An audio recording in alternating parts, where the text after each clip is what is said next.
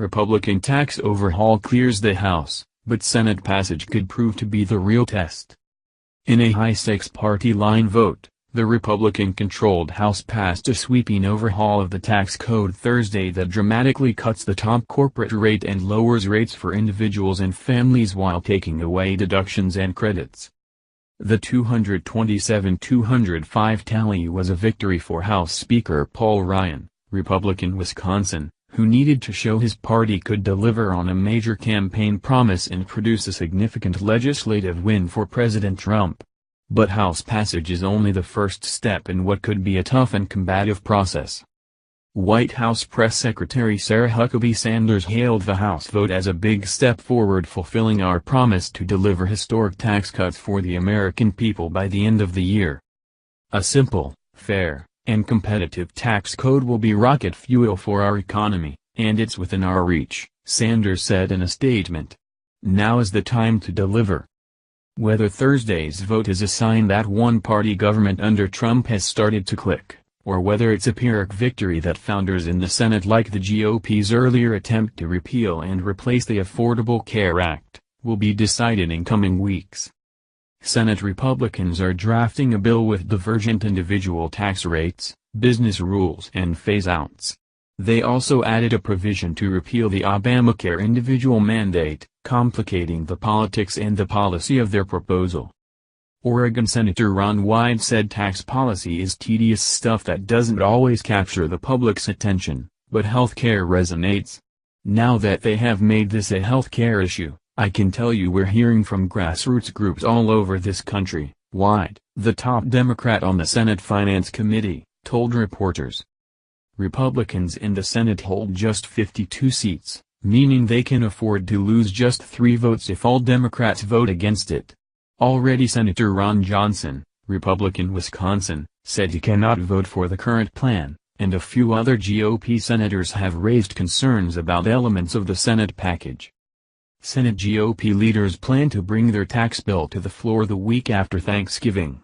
The House and Senate will then have to reconcile their competing bills, and pass a final compromise through each chamber again. The House is only scheduled to be in session for 12 more days in 2017, and the Senate has 16 days left on its legislative calendar. That leaves lawmakers little time to hash out an agreement on a complex and contentious piece of legislation.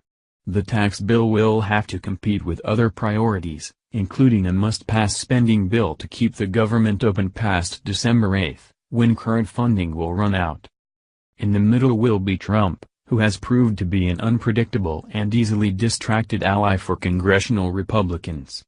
During the health care debate, the president hailed the House GOP proposal to replace Obamacare, only to call that bill mean when the Senate took up the issue. That may give some Republicans pause as they negotiate key details of the tax bill and take heat from Democrats gunning to pick up seats in the 2018 elections. Democrats have so far remained united in their opposition to the tax overhaul, forcing the GOP to walk a political tightrope as they try to minimize defections within their own ranks. During a sharply partisan floor debate Thursday, proponents of the House tax bill argued it would boost to the economy and provide relief to middle-class families. Passing this bill is the single biggest thing we can do to grow the economy, Ryan said in his closing pitch. This plan is good for people of all walks of life. The independent scorekeeper for tax bills, the Joint Committee on Taxation, said that a plurality of people at every income level would pay less under the bill. But within each income group, some people would see minimal change, and some who would pay more, especially after 5 years, when some new credits are set to expire. For those making $50,000 to $75,000 in 2023, for example, Junction said 36% would get a tax break of $500 or more and another 19% would get a break of $100 $500. But 19% would pay within $100, plus or minus, what they pay now, 11% would pay $100 $500 more, and 15% would pay an extra $500 or more. Representative Kevin Brady, Republican Texas key author of the legislation, said the measure would also stop American companies from moving their operations offshore. With some of the highest tax rates in the world for our businesses, we're seeing good-paying American jobs and manufacturing plants move overseas, one after the other, Brady said as debate began Wednesday night. We have an opportunity to change all this.